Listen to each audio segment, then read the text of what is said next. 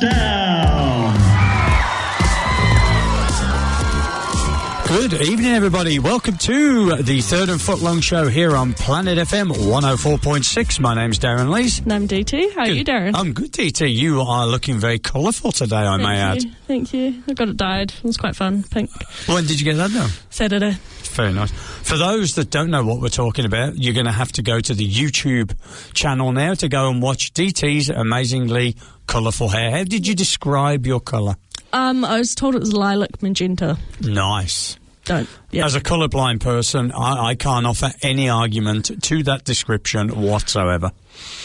Honestly, it's just pinky purple. You kept it covered up when you came in, and then off came the cap. That's because it was rainy. When I left my house, it was raining, and then I normally just wear, instead of taking an umbrella everywhere, I normally wear a cap, as you well know, because I wear a cap quite a lot of places. All the time. And then I have a specific cap for tonight, which is the Texans, because we're talking about the lovely AFC South.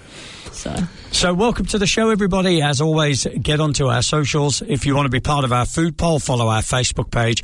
If you want to see me and DT doing things that certainly people of my age shouldn't be doing, then get onto our TikTok and Instagram channel. And then for the podcast version, you can listen on Spotify and most good and average podcast networks. And then for the video of this show, get yourself onto YouTube and subscribe. Good job, Darran. Thank you. I kind of give it my best every week. And the number just keeps ticking up and ticking up and ticking up. So it's either out of, will he just stop saying that line at the start of the show? Or, never. All right, I'll give them a go. Boop.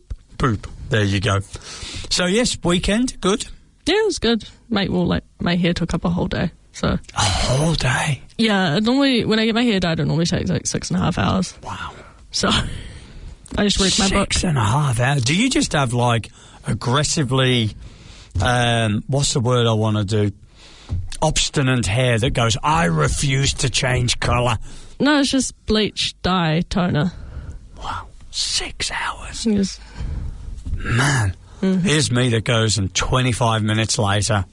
But I have naturally coloured hair though. But you do drive. I know, I do drive 3 hours return to get my hair cut. I know, what an idiot, right? But you come and say thanks to me for the warmer weather. What? With all of my pollution of the atmosphere, I am global warming. What do you mean? Because you have shorter hair, you'll be warmer or something? And I was like, okay. The world is warm, but I am growing my hair. If you've noticed. Are you going all the way? Oh, no. Okay. No. I'm not going Trevor Lawrence, no. I was hoping you would not. No, I am not going Trevor Lawrence. Rock a man bun? No man buns. No. What are you growing it for? Any reason or? I just fancied a change. Okay. When you get to my age, there's a very limited amount of things you can do with your hair. Well, I dyed my hair pink, so I can't really say anything about wanting to change. We are distinctively different ages, though.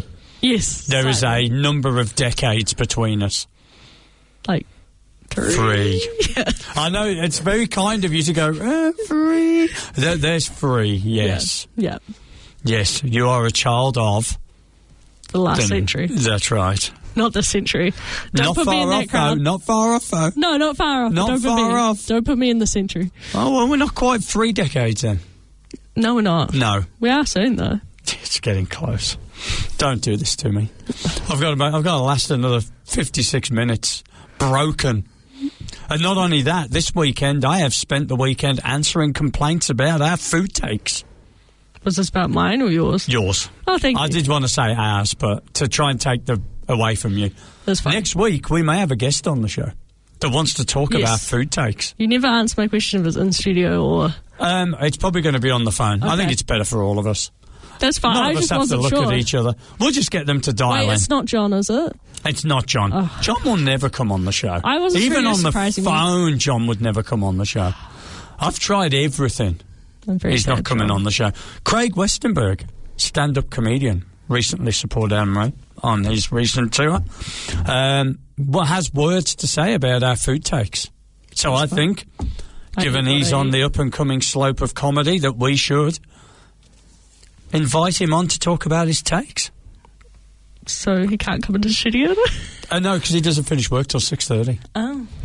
and cannot get here from Newmarket in time for the food part because it's the start of the show. We could always flip it for him. What, to flip it to the back? Yeah. Wow. I'll make that offer. You can. I'll make that offer. But we'll get them on the show anyway to talk about food tax. On top of that, England bowed out the World Cup, but did win the bronze medal, which is summer. And then I was at the rugby on Saturday night. I was at the Warriors versus St George game. Not because I'm a Warriors fan. I am a St George fan. I am. And I was trying to explain the rules to my wife, who was also at the game, and I had to explain them in NFL ways. This is weird, right? But I said to her, rugby league is as close to the NFL as any other sport. So I was having to, she was like, oh, so what's happening here and there? And after about 15 minutes, she's like, this is really weird. You're explaining this game to me as if it's NFL. And I went, because it's probably the best that I can make the explanation of the game. So she's like, why do they just keep kicking it away? I said, because it's like the NFL, turnover on downs. If you don't make something happen and you get tackled on the sixth tackle, it's turnover on downs. Oh, what happens when they get tackled behind the line? Why'd they kick it away? Well, it's almost like a safety. That you kind of, and it was kind of weird explaining rugby league as the NFL. I had this whole past couple of weeks. People keep coming out to me in the office going, oh, so you're watching the FIFA? I heard you're a football fan. And I was like, not that type of football. The wrong football. That is of the English version of football. And I was like, not the American. This is the English version of football. I was like, nah, sorry, no football. So I was explaining rugby league in the terms of NFL, and then like that, she just got it. And who's her team now? Oh, it's St George. Really? Yeah. I thought she normally chose one that wasn't yours. No, well, because we'd seen St George previously when they were good, and now they're terrible. Like, they are bottom. And they lost against Saturday night. They shouldn't have, but they lost against Saturday night. And it's kind of like St George, patron saint of England. They play in red and white, colour of the English flag. I'd say it kind of happened. No other reason. Had I have not chosen them the day when we went, because when we went the first time, we actually went to the Anzac game, and that happens between the Roosters and St George. Sorry if you've tuned in for NFL, but you get in this. And that would have meant had I have chose the other team that day, because I was told by the crowd, you must pick a team. You don't come to this game without a team. I would have been the same team as John. I don't like that for because he's a Roosters fan as well. That's fine. So I'm glad I'm not. Not for them, but I'm glad that there's some difference there. So, anyway, rugby league, NFL, what's your view? Do you think it's like for like or not? Maybe we could cut this section and maybe someone might let us know. That means we'd have to go at Australia. You telling me at WAS that this is what you would like, huh? Well, I'm just kind of giving you some kind of light. You're probably going, this is the last thing we need on an American football show, is you talking about rugby league for 5 minutes. It's fine. I will just write it here. Otherwise, I won't do it because I won't remember it. And I think that you've been shopping, have you? I previewed this 2 months ago. Oh, not that. I thought you were talking about my hat. I thought you'd been shopping. I know, it's only because I'm excited about this. I bought Darran a Thai Red Bull because I saw it, and I thought Darran can now try different Red Bulls I find in different places from different parts of the world. I wonder if it's the same colour. What if I die from drinking it? I don't think you'll die. It's got a nutrition grade of D. Yeah, well, to be fair, that's better than the normal Red Bull nutrition grade. Is there a nutrition grade below D? I don't know. It's a shelf life of 14 months. It was actually made in Vietnam. Oh. So that's even more interesting. But it's imported into Singapore first and then makes its way here. I'm not going to die from drinking this, am I? No, but it's quite a cute little can. It is a very... But apparently, isn't the overseas version, aren't they potent AF? I don't know. I haven't tried it. My understanding is it's potent AF. You're just checking your heart. You're just touching it and seeing it's this. It's almost going boom, boom, boom, boom, boom, just in my hands. So I'm really looking forward to trying this. Thank you. Is this your... Let's try drinks from around the world. It's just Red Bull from around the world. Oh, it's the start. We'll give it a go.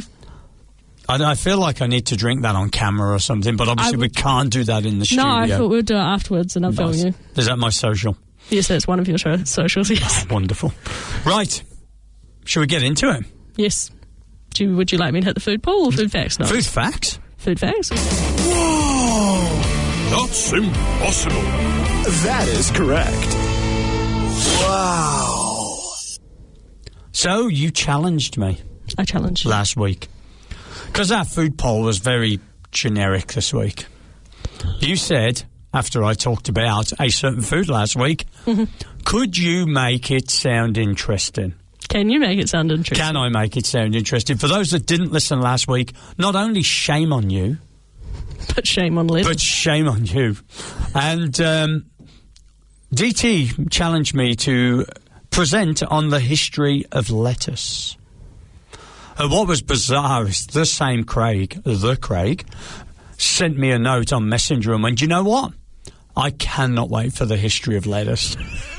I cannot wait for the history of lettuce. So, Craig, I know you'll be listening, not live, but recorded. This is for you, the history of lettuce. Here we go. Overview. Lettuce, Lactusa sativa. You went Latin. Okay. By its Latin name, has a surprisingly wild history, evolving over 6,000 years from a bitter, prickly weed, sounds like me, in the Caucasus into the globally popular salad I won't call it globally popular. I just like Does this. everybody go, yeah, I'm down for lettuce? No good story ever starts with a salad, right? But it's a prickly Caucasian. Caucasus. Caucasus, Caucasus, into the globally popular salad staple we know and love today. Love's a bit of a stretch. Here are the most fascinating historical facts about lettuce. Number 1, and I have 10. Strap in. Grown for all those people that keep going, where's the NFL? Get to the NFL. You're going to have to wait. Get on board. Grown for oil first. Ancient Egyptians originally cultivated lettuce around 2700 BC, primarily for its oil-rich seeds rather than its leaves. Interest factor? Not out of, between 1 and 10? Where does that rank on your interest factor? I wonder what type of oil. Like burning oil or like... I just wonder. That doesn't rank highly on your interest factor. I'm trying to think of what type of oil trade. I'll try and see if it's here later. An ancient aphrodisiac, number 2. Could be peaking early with this one. When the stems of wild lettuce are cut, they release a milky white sap, technically a form of latex. Because of this fluid and the plant's upright stature, ancient Egyptians viewed it as a phallic symbol. Yes, well, certain types of... And dedicated it to Min, the god of fertility. I'm going to come back to find out your favourite fact. The original Viagra, leading on to the one before, because of its association with the god Min, lettuce was consumed by Egyptians to boost virility, sexual potency, and stamina. How many of your facts are 18? We dropped down a level. Nature's sleep aid. Okay. None of it's bought. None of it's gone across the watershed. I haven't used curse words. I haven't used bad words. It's very interesting. It's very adult tinged. From dessert. Oh no, nature's sleep aid, sorry. The ancient Greeks and Romans prized lettuce for its sedative, not seductive properties. See, like that turn. The milky sap contains a sleep-inducing substance called lacticarium, earning the plant's nickname like sleepwort among the Anglo-Saxons. From dessert to appetizer, because early lettuce was very bitter, Romans and Greeks served it at the end of a meal as a digestive to induce sleep.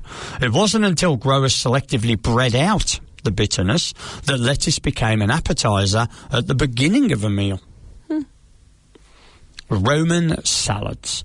The Romans created the very first version of a salad, deriving their name from the Latin word salata, in brackets, salted greens.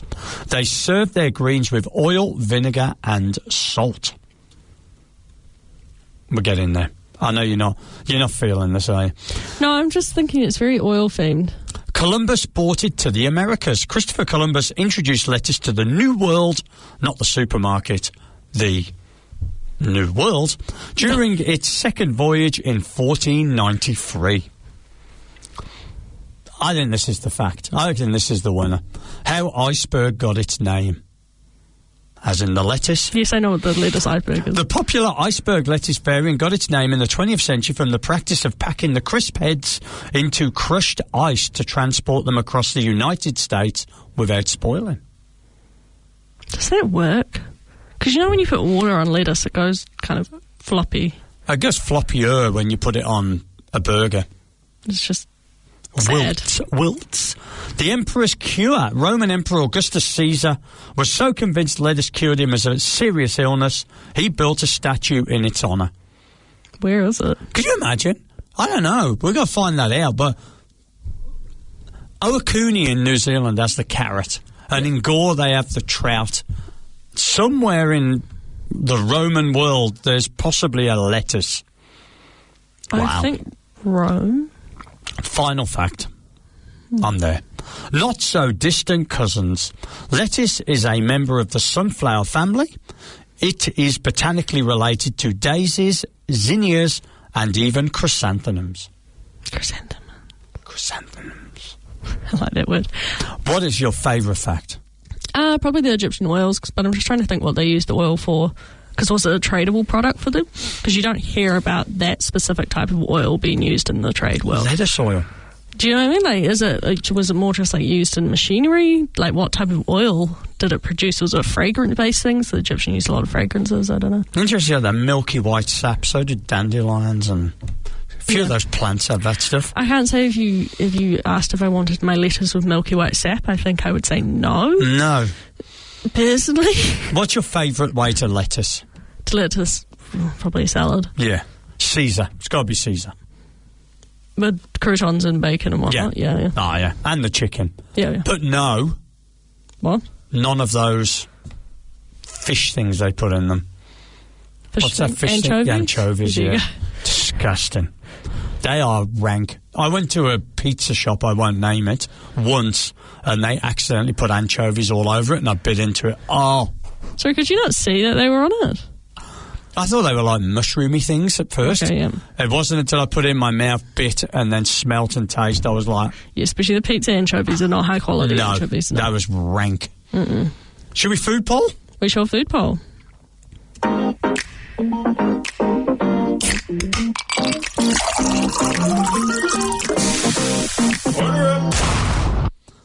And here we are. This week's food poll was finishing off the trio of burger polls. Bigger. It was what? Oh, they're not around anymore, are they? No, they're sort of around. There's a few shops. Yes. Burger. What are your go-to sauces and condiments on a burger? Burger. Burger. Excuse me. Burger. So here we go. We'll start off with some comments first. Reese was disgusted that ketchup was there. If I wanted to ingest chemicals all day, I'd go to work for Monsanto. Whitlock's tomato chutney sauce is the correct answer. This sort of behaviour is why your sort do not win at the World Cup. Is he based in the UK? That was a bit. No, he's in New Zealand. Huh. That's very anti-English winning the World Cup there. Having a shot.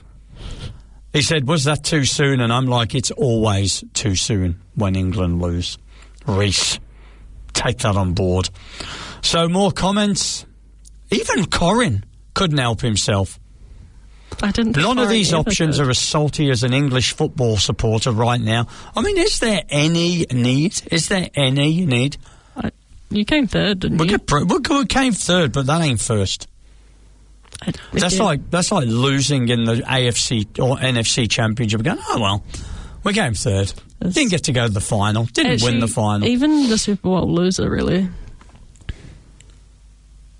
Yes. Do you know what I mean? Like, there's a few where you actually remember the loser of the Super Bowl. Half the time, you don't actually remember who they played. No, that's true.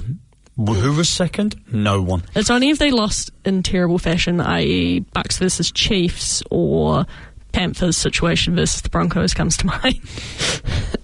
Where you remember how they lost because it was hard. Or the Seattle versus Broncos where the ball went over the face and that was very bad. Safetied into about the first minute of the game. Mm-hmm. So let's go through. There wasn't many comments this week. Lots of votes, no comments, apart from Reese. and Corin, who just used the poll as an excuse to make anti-English team statements. Chimichurri on a burger? Because that one kind of threw me a bit. Yeah, well, I did some research of different parts of the world and that's stuff, and that came on. Yeah, okay. Yeah. So there was a lot of very small votes. Very small, okay. Very small votes. Mm-hmm. Other was one. I don't even know what other was. Cool. Ranch, other ranch, hot spicy chili, chimichurri, blue cheese sauce, mustard, all got 2%. Okay. Mustard was like, no one was down on mustard. Yeah. You were down on mustard. I like mustard. Yeah. You don't like mustard? No. That's fine. No. Each to their own. It is. Just that my opinion's correct. Special burger sauce? Yes. I think that one? Yeah. Yeah? Yeah. It was officially classed as a sauce. You go to the supermarket, you can buy it. It's in little squeezy things. Isn't it normally just aioli and ketchup? Well, it's called special burger sauce. Whenever I've tasted it, it's tasted like Big Mac sauce. Big Mac sauce. Are we allowed I had to be careful. I know, I had to be careful because are we allowed to advertise? Probably not. But I'm not advertising. I'm just making a statement. Just like that. Yes. It just slipped out. You happen to be loving it. I did. Because I do love Big Mac sauce. Yeah. Sriracha mayo got 5%. Let's get into the big numbers now, because that gets away with... Oh, I only got 9. So it didn't quite make the double-digit threshold. But there were 4 sauces that did. Barbecue sauce. Yes. 16. Yes. Tied with special burger sauce. 16. Again, okay. Can be bought at the supermarket. I don't know what it is, but yeah. That only leaves 2. Ketchup. One of them. Or tomato sauce, as most people call it here. Mayo. Is the other one. Mayo. See, I prefer aioli to mayo, personally, on a burger. Mayonnaise got 19. What do you prefer, mayo or aioli? I'm not a massive fan of either. I'm Sriracha mayo. But aioli's got the, like, it's got a little garlic, bit of the stuff in it, yeah. Mayo can be a bit bland, can't it? And then ketchup, tomato sauce, whatever you want to call it. 23. And there we have it. Another week, another poll, another load of arguments, a lot more whinging, but we get through them every single week and people still keep coming back for them. I know, and then we get through them and I press this sound.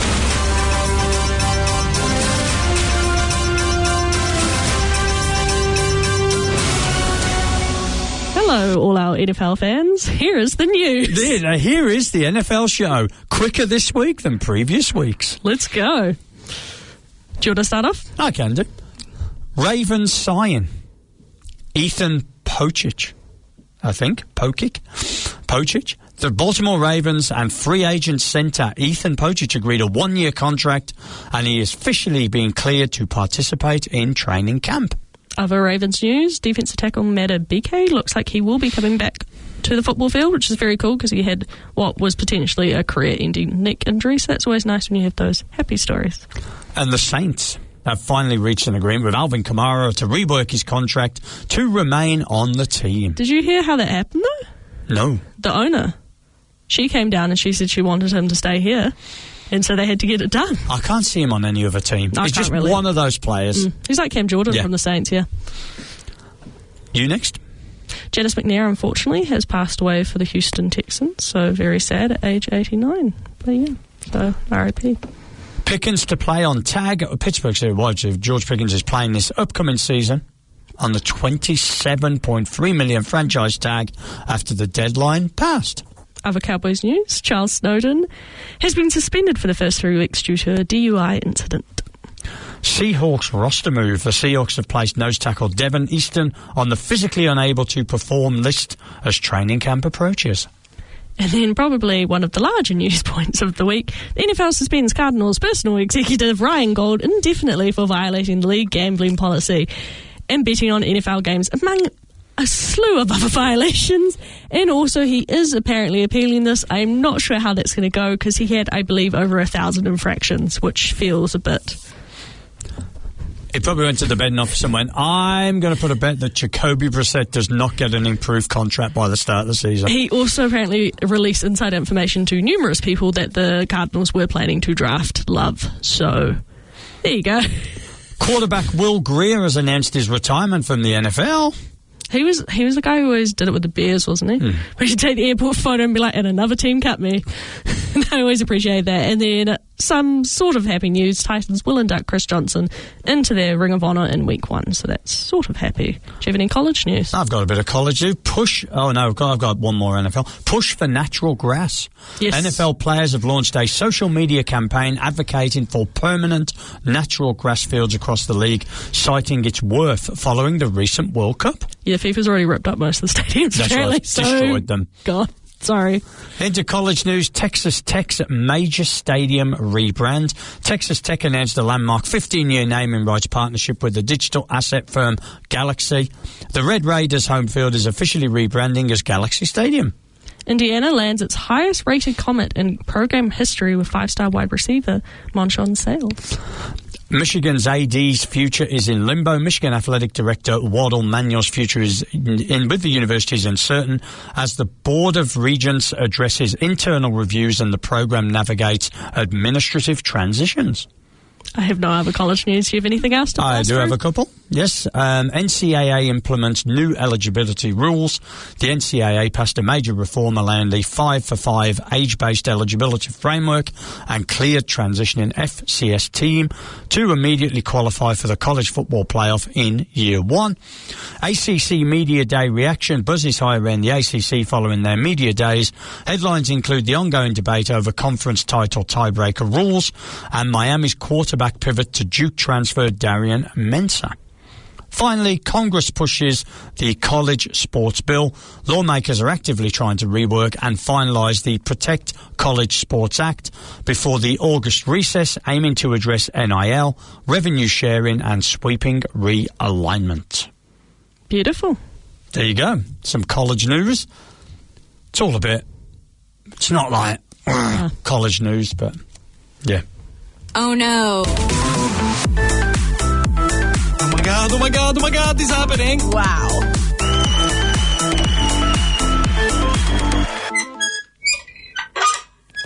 So this week we are going with a Darran favourite. We are ranking offences in the NFL and college in no particular order because it was a bit difficult to try and order them 1 to 10. I did try have a go, but it is sometimes a bit difficult to compare the two. So hard to compare college with NFL, and I'm glad that you finally come over to the dark side of offense.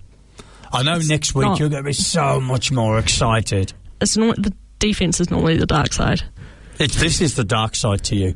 You almost ignore that offense exists. I'm very happy on the dark side. I know. Very happy. But this is the dark side to you because you don't even recognise that offense exists in a game. I do. When offense is on the field, you just go, I'm going to make a drink. That's who I'm playing, defense. Do you want to start off with number 1, or should I start off with who I thought was pretty much quite obviously the best offense? You go with what you think is number 1. Sean McVay and the Rams. I just think there are multiple disciples of the Shanahan-McVay across the league. There's like good examples as well. It's not just like they pair off and they're not that great, but like you've got Mike McDaniels, you've got Liam Cohen over the Jags. They're also 2 highly rated offenses. The Rams have MVP Matthew Stafford. They've got one of the best wide receivers, Puka Nacua. They have the red zone 3 Adams, and now they have a very strong tight end room to run their 13 personnel. So I think all in all, he just schemes up very well. And I have to say, still to this day, one of my favourite games ever was in the LA Coliseum with the Rams versus the Chiefs, where it was like 56-52. Yeah. I struggled to come up with number 1 because I look at like the 5 or 6 NFL teams I've got, and I was like, there's probably a case for any of them. Mm-hmm.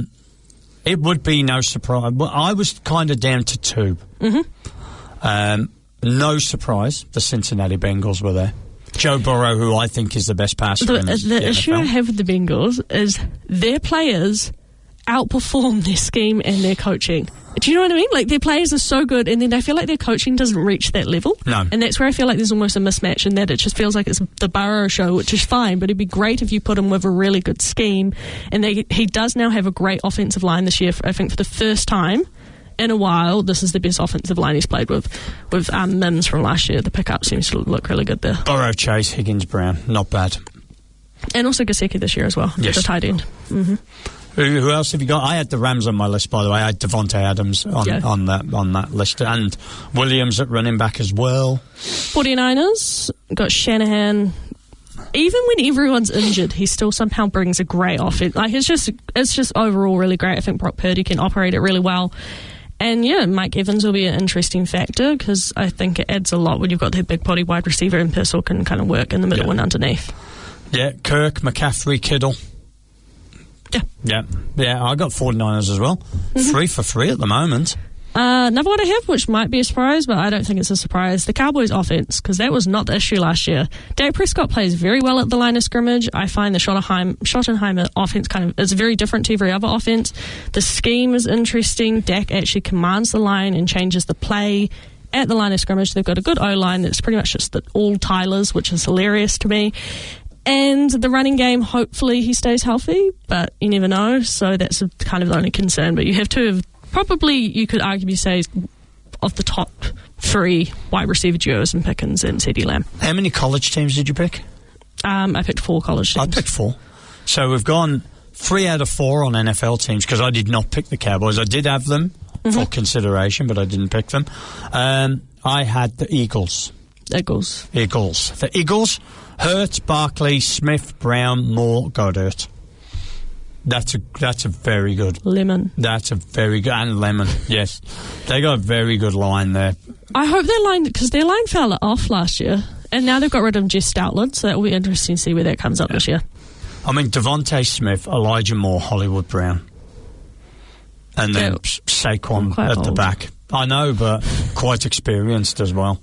I have the Bills, and that's mainly just because Josh Allen is the best quarterback in the league. He's the most entertaining to watch.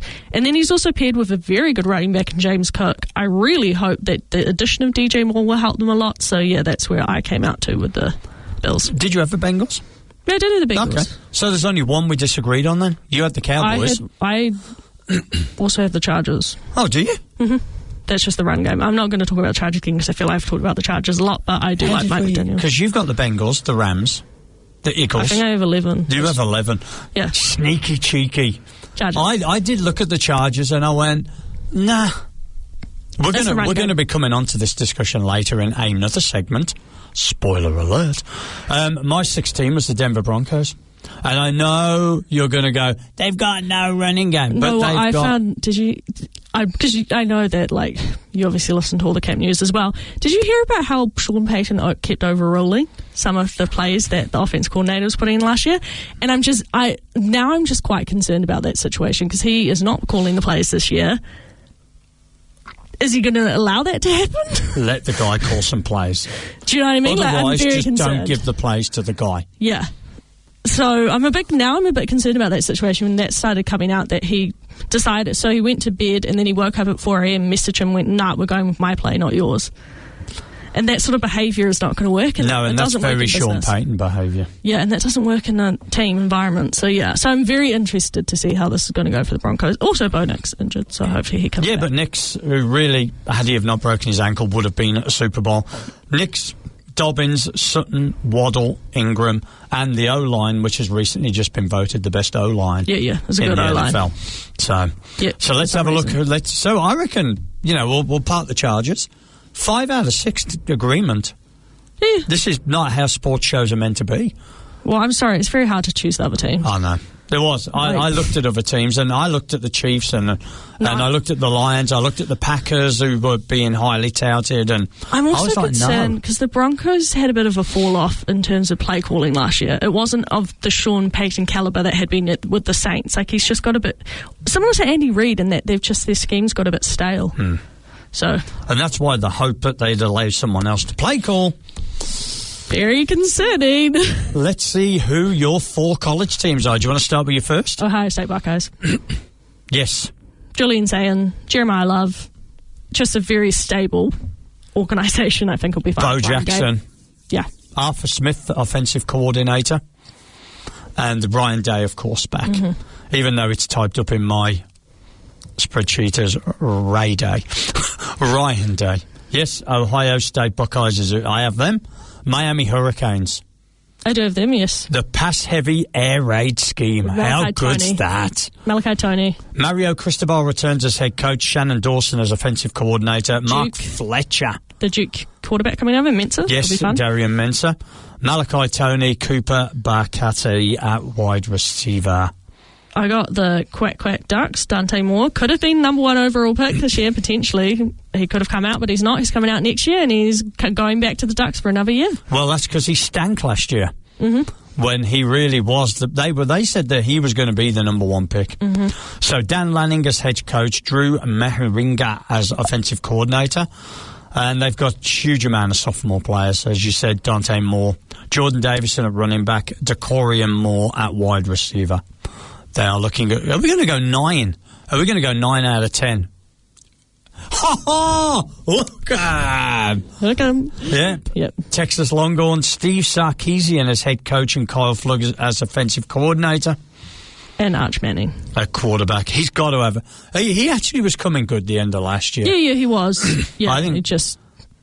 That first game of the season, who did they play? Was it Ohio State? It was, I think, wasn't it? I remember I was watching that in my hotel room in North Carolina, blissfully unaware that I was in the wrong state to go to Clemson, and then realised. KJ Lacey is the backup QB, so they've got strong backup QB.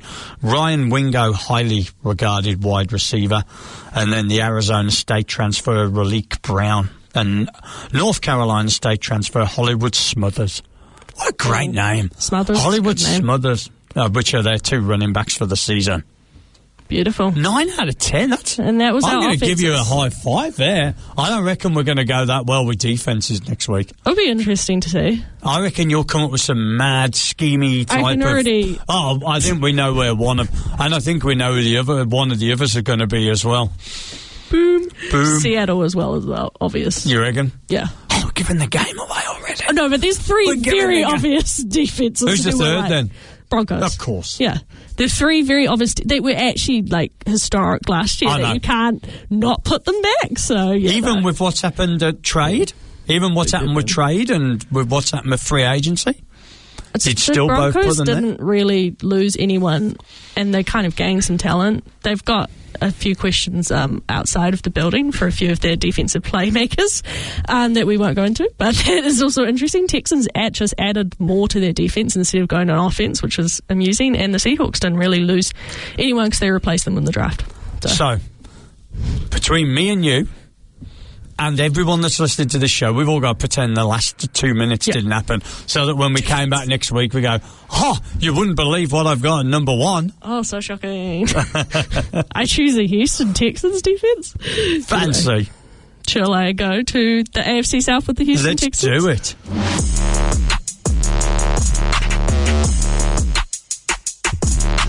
Let's go! Oh, where's the squeaky door? That's on the previous one. Was that on the previous one? Damn it. I was ready. I almost did the, what's it there? The sprinkler. Yeah. Sprinkler. Yeah. Here we go. AFC South, which team would you like to start? I want to actually start with the most interesting team in this division. That's the Jags, because I don't really know what to think of them. Because I feel like they didn't do anything. No. Well, my little intro is they enter the 2026 NFL season highly competitive playoff contender. So both the Jags and the Texans are both over-unders 9.5. So they're kind of tied expectations to win the division. I think the Jaguars lost quite a few key players, and Ogba on the edge and Devin Lloyd on the defence, and Andrew Wingard on safety. It's kind of the middle of their defence. And then Travis Etienne as well, who was a very good running back and actually appeared in the top 100 this year. Yes. So, Achan, however he would like his name pronounced. Yes, Achan. Liam Cohen returns as head coach, which after a 13-4, they're going to have a tough schedule this year. They are being fine-tuned with under defensive pass game coordinator Matthew Arajo, I think that's pronounced. And their defensive coordinator, David Campanelli, is really good too. Yes. Trevor Lawrence returns as the anchor of the offense. franchise record with 38 touchdowns last season and threw for over 4,000 yards. I'm excited to see him in year 2 in Liam Cohen because I feel like he was starting to get it towards the end of the season. The Jags started looking really good, and I actually thought they could potentially have gone to the Super Bowl if they had kept up with that good offence, but the Bills had other opinions. Yes, and talking of offence, that has undergone a major overhaul over the last 2 seasons, featuring reliable starters like Anton Harrison, Patrick McCarry and Robert Hainsey. So all in all, Jags, I still don't really know what to think of them. It'll be interesting. Travis Hunter now on defence, not offence. Does that then get Brian Thomas Jr. back into the wide receiver room? Hopefully, because I would love to see him back because he was so fun to watch in his rookie year. So... Yeah, he kind of almost fell away a little bit, didn't he? He completely fell out. Like, people thought he might be traded this year. It was quite a fall. I mean, I did say that they've a tough schedule, but then they open up against the Browns, against Everbank, at Everbank Stadium. Defense is not an easy out. Although the Browns defense has lost their defensive coordinator, Jim Schwartz, so they still have talent over there. They do have 7 games against 2025 playoff teams, including a Week 6 international game against the Houston Texans at Wembley and a Week 9 Thursday night football tilt against the Baltimore Ravens. And Philly, the week before the Texans game, Philly in the UK as well. Yes. Mm-hmm. So they've got a tough schedule as we expected. Start off relatively okay, but Browns, it will Broncos. be interesting. Browns, Broncos, Patriots. Yeah. Bengals. Have that. Have fun. Sorry, Jags. Where would you like to go next? Do you want to go to the Colts? Because I think, quite seriously, the only real note I have on the Colts is, can you finish a season? Because they have started hot, I feel like, for 5 years in a row and just never closed it out, ever. And they're depending a lot on Alec Pierce and Daniel Jones, both of whom were injured. So, yeah, be interesting. Well, it's interesting here. Well, I've got the entire campaign rests on the health and performance of Daniel Jones. I mean, that's a pretty average place to be, but then if you look at the Chiefs, the minute that Mahomes fell over last year, they were gone. Mahomes and Daniel Jones are very different players. I know, but what you saw, though, is 2 teams that just could not cope. Which was interesting, because the Colts did have Jonathan Taylor, who is like their whole offense. It starts with Jonathan Taylor. I'll drop the ball before the goal line, Taylor. Yeah, but still a good, I would say, most teams would take him as their running back, I would say. They reckon the 10th year Chris Ballard and head coach Shane Steichen in his 4th year are on the hot seat. They're definitely on the hot seat. They have to perform this year. They lost a lot, and quite a few interesting comments on the people who left the defence. The defensive coordinator came over, Lou Anamorumo from the Bengals, wasn't particularly happy in his departure there, came to the Colts, and then quite a few players have willingly left the Colts defense and did not want to resign. So that's always an interesting thing to see when you see a shift in kind of culture on one side of the ball. I mean, it's interesting to me, they're saying that Shane Steichen needs a strong start, with he needs a strong rumours finish. swirling that Mike Tomlin, I can't see Mike Tomlin going to the Colts. He's going Cowboys or someone. No, but he would have the exact same problem that he had in Pittsburgh as who the hell is your quarterback? Yes. I think he would want to go somewhere where there's a definite quarterback that he doesn't have to have a question about. But he doesn't care. No, he must care at this point. Apart from Roethlisberger, he's never really cared about quarterback. I know, but he needs to care. And, he does need to care. Their schedule highlights is that they open against the Baltimore Ravens. I've seen an over-under of them set as low as 7.5 and as high as 10. Yes, I've got 8.5 here. Yeah. Chiefs week 2, Commanders week 4, Texans week 11. It don't get any easier. Texans week 3 as well. I'm week 3. You're like, geez, good luck to Ravens, blank, Texans, Chiefs. To be fair, the Steelers Commanders. and Ravens defense hopefully is better this year, but they haven't been that great in previous years. Yeah, Ravens, Chiefs, Texans, Commanders, 1-4. Have that. Titans, yes. over-under is 6.5. You love this team. No, I just love it for the Titans fans because, geez, they've had a tough run for the last few years. So I like it for them. I hope they do well. They have lost a good tight end, though, in Okonkwo. Geez. Try to say that. But yeah, I'm excited. I hope that Cam Ward can develop with Brian Daboll. He has shown that he does seem to be able to develop young quarterbacks. That would be great because he just needs to be more consistent. He's almost similar to kind of the Caleb Williams in that he does too many hero ball moments and he actually just needs to play to the scheme of the offense. So that will be interesting. I was surprised they didn't add anyone to the running back room though. You may or may not know this, but Mike Hoskin is an enormous NFL fan, and he's been watching the quarterback series. And he loves Joe Flacco, thinks he's a real guy and all this. Just found Cam Ward to be dull as anything. Just didn't really resonate with him at all. What's interesting is because he doesn't say much. He goes fishing in his spare time for 8 hours a day. Like, I don't think he is someone who is of like the showy quality. And if anybody should understand that, it's Mike Hoskin, who openly hates socialising with people and is a comfort in his own company, which is exactly he just Cam goes Ward. fishing, and that's fine if that's your thing. I think they've completely remade their D-line, their defence. I'm very excited for the Titans fans this year. I think you couldn't be worse than last year, to be honest with you. I thought I'd give Hoskin a shout out because he needs some help with ratings, and obviously being associated with our show is going to help him, so that's for you, Hosk. Do we want to be associated with him? And now let's talk about the team on my cap. The Houston Texans, who just added more on defense this year. Doesn't really need anything, but let's add a new defensive tackle. It was great. I enjoyed it. I think it'll be a good year again. They managed to hold on to their defensive coordinator, which I thought was surprising because he obviously did very well. And really, CJ Stroud is similar. Almost, I think he's like the Herbert of the South, and that he actually plays very well in the regular season. Then I have no idea what happened to him in playoffs. Absolutely that throw against the Patriots, yes. So, that's pretty much the big question is, can the offense match the defense? Nick Caley a master offensive coordinator? No, it would be interesting to see his second year because CJ Stroud has had quite a bit of turnover at offensive coordinator. So obviously, offensive overhaul, David Montgomery. And his best friend's back, Tank Dell, which, as I said, I'm very happy to see him back because that was a horrific knee injury. So Nico Collins. Nico Collins is a good wide receiver, joining rookie speedsters Jaden Higgins and Jalen Newell. And they also added 2 tight ends, and Foster Monroe and Dalton Schultz got re-signed as well. 10 starters returning on defense, bringing unparalleled continuity. I'd say Denver would be pretty close. Because I don't think they lost particularly, and Seahawks. I don't think either of those all lost. Three of those, that's what I said earlier, all 3 of those defenses are good. And they didn't none of them lost their defensive coordinator. Will Anderson Jr. is generating buzz as he is looking to challenge the franchise's single-season sack record.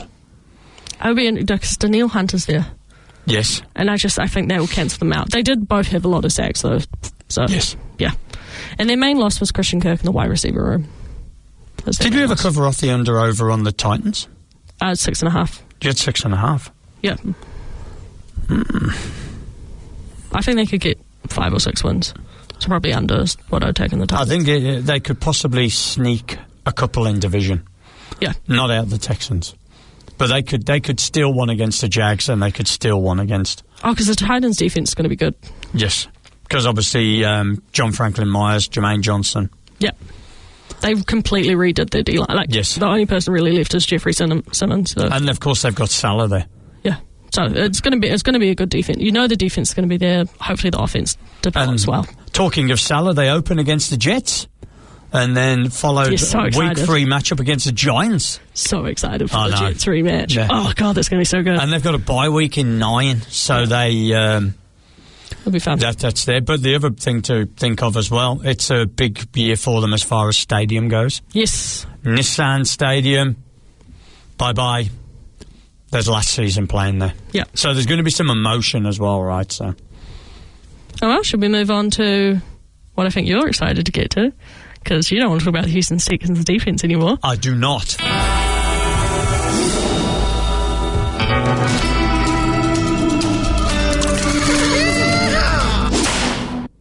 So we are here, Monday Night Showdown. Welcome. Welcome. Are you ready to be showdowned? I don't know what that means, but sure. We're going to go toe-to-toe. It makes me nervous. We're going to draw the gun. So last week, ESPN released their top 10 QB list, which I personally found farcical. Did you share my farcicalness in their top 10 list of who was actually in it and not in it? Me personally, I think there should be at least 4 quarterbacks that should not be on that list.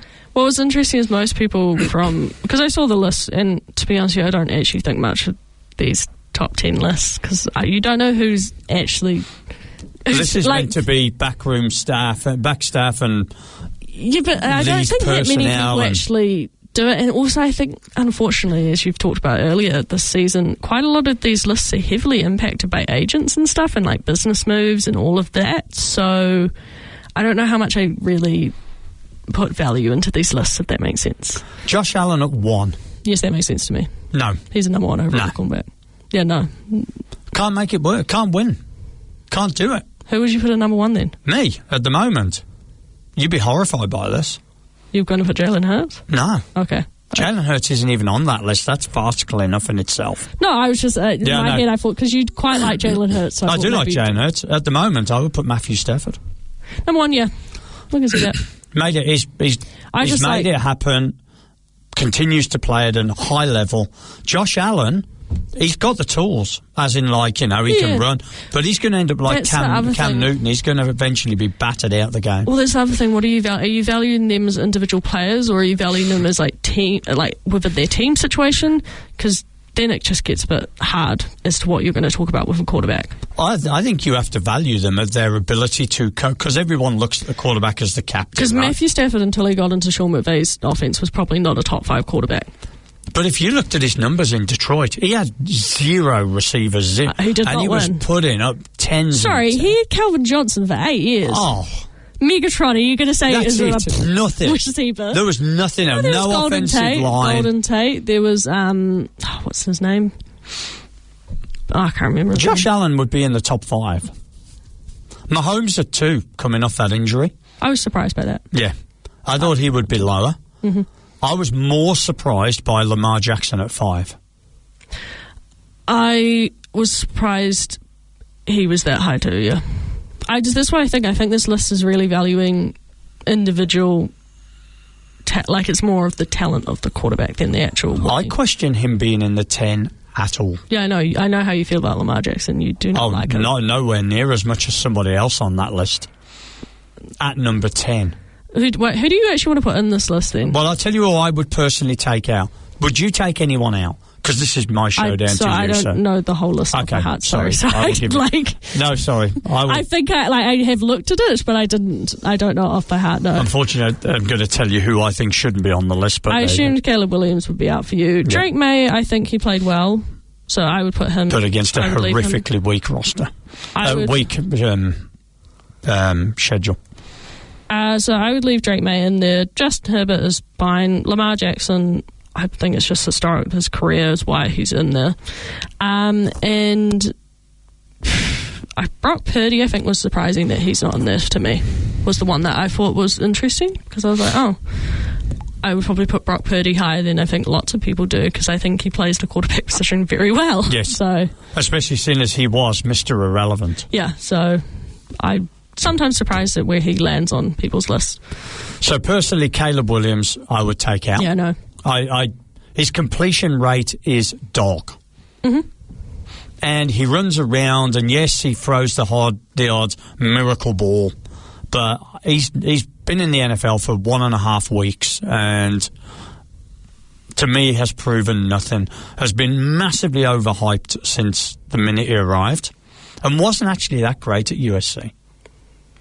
Drake May, I'd like to see what he does this year when he's got to face some real teams this year, because when he faced one in the Super Bowl, he was almost like Sam Darnold ghosts. We faced the Broncos defense was good and the Texans defense was good. He faced the 3 hardest defenses in a row. I think the truth of the matter was, and I think most people admit it, that if he was up against a half-decent quarterback on the other end, they weren't getting out that game. Justin Herbert, we talked about it earlier, cannot win outside the regular season. Yeah, again, I think this list is just individual talent, though, which people like Lamar Jackson and stuff have individual talented quarterbacks. Yeah, but Lamar Jackson's now lost his speed. That was becoming quite obvious last season. He was getting caught from the back, which is something that he would never do. He still throws the ball very well from the pocket, though. He's very much developed over the years as quite a good passer. So I made a list of 6 who I thought could have replaced anybody on that list. Mm-hmm. Jalen Hurts. Yep. Jaden Daniels. Even with the injuries? Because he's similar to Caleb Williams. He's very short career in the league at the moment. But been to an NFC, championship game. Brock Purdy. Mm-hmm. I think Brock Purdy should be in there. Jordan Love. Yes, I think Jordan Love is a good quarterback too, yeah. Sam Darnold, who's just won a Super Bowl and come off back-to-back 14 win seasons. The thing I think Sam Darnold 2 different has... teams. I think the thing Sam Darnold has the previous years and the Jets stink on him. And I honestly think as soon as you go to the Jets, you just can't get that stench off you. Because even Aaron Rodgers is like, he's struggled to get the Jets stench off him. It's like something like curses you if you go and play for the Jets. I don't know what it is. But I look at it and you go, if this is the 2026 poll, we're not looking at Sam Darnold from 2015. No, we're looking from Sam Darnold for and he's gone back-to-back 14 win in 2 separate teams. I'm just saying what's happened is I actually genuinely think the Jets stench just doesn't come off you. And I would put Sam Darnold at the moment above Dak Prescott, above Jared Goff. I wouldn't put him above Dak Prescott, but yeah. But Dak can't win anything either. Dak Prescott's a good quarterback. He's a good quarterback. I don't doubt he's a good quarterback. He was, for the half a season last year, he was MVP caliber. Mm-hmm. But there again, so was Baker Mayfield. But there again, so was Daniel Jones. There again, you know what I mean? It's like, you got to be able to do it for a whole season. Well, Dak Prescott did play well for a whole season. This just defense wasn't there last year. No. At all. And then, I would have, he's down the bottom, and he's probably not in the 10. But he's better than some of these that are in the 10. Bo Nix. He's broken all sorts of records in the first 2 years for wins and stuff like that, touchdowns. He got his team to an AFC championship even though he couldn't play in it. I would have him over Herbert because he won the division over Herbert, over Williams, over May. But he probably wouldn't be in the top 10. No, Bo Nix is like the Andy Dalton of this generation. But when I saw the honourable mentions, he wasn't even in the honourable mentions. Well, like Andy Dalton was always like 15, 16. That's what I mean. He's like the Andy Dalton. And that you don't really replace him, but you don't exactly get rid of him. So he's like the Andy Dalton for the Andy Dalton was for the Cincinnati Bengals for years, and that it was hard to replace him because he played fine, but if you were to get a superstar quarterback, you would 1,000% replace him. And what the Bengals did, they went and got Joe Burrow. So, I mean, it's going to be interesting when we take these quarterbacks and we have to make our NFL predictions. Which ones are these that we think can actually carry their team? Well, I always focus on run game and defense, so I don't particularly care about quarterback.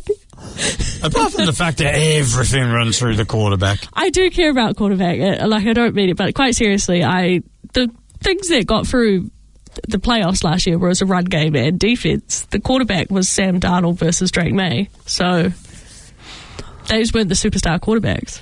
The things that I'm looking for this year, probably if we pick this list, how Mahomes and Knicks come back from injury, because they both had pretty bad injuries. Jaden Daniels as well. Jaden Daniels with the arm. Burrow with the toe. Like lots of these quarterbacks were very, very injured last year, or just injured for a few. Like even Lamar Jackson was out 4 games. Like. Yeah, all of the... Hilariously, one of the most stable quarterbacks who did get injured was Aaron Rodgers. Can Josh Allen actually go the whole way now he's got an offensive head coach in Joe Brady? Can he actually push it there? Because a lot of criticism was about his previous coach. No. I think the window's closed. The defence, you'd have to see it. I'm very interested to see if the new Bengals offensive line... It looks better this year. Can do that with Burrow. And I'm very interested to see if in Chicago, if Caleb can't get them to the promised land, how long Ben Johnson will sit there with him. Well, the issue is they had one of the worst defences last year, so you also have to overcome that. They had good offensive weapons. Yeah, but you've still got a defense. You've still got good tight ends. And still need a defense. You do. Maybe. In your D world. Yeah, you still need to do, but the defense won the Super Bowl last year. Just keep winning, just keep scoring 70. Defenses have won Super Bowls most of the previous years. Well, there we go. That's the showdown done, and that is the end of the show. As always, don't forget to get on those socials and follow, like, and subscribe. That is the end of our show for another week. My name's Darran Lees. And I'm DT. Thank you, DT. Have a good week. See you next Monday. Hey, thanks for watching. If you want to get more great content like this, don't forget to subscribe and hit that notification bell, and you'll be first to get access to everything. Anyway, for now, we'll see you at the next down.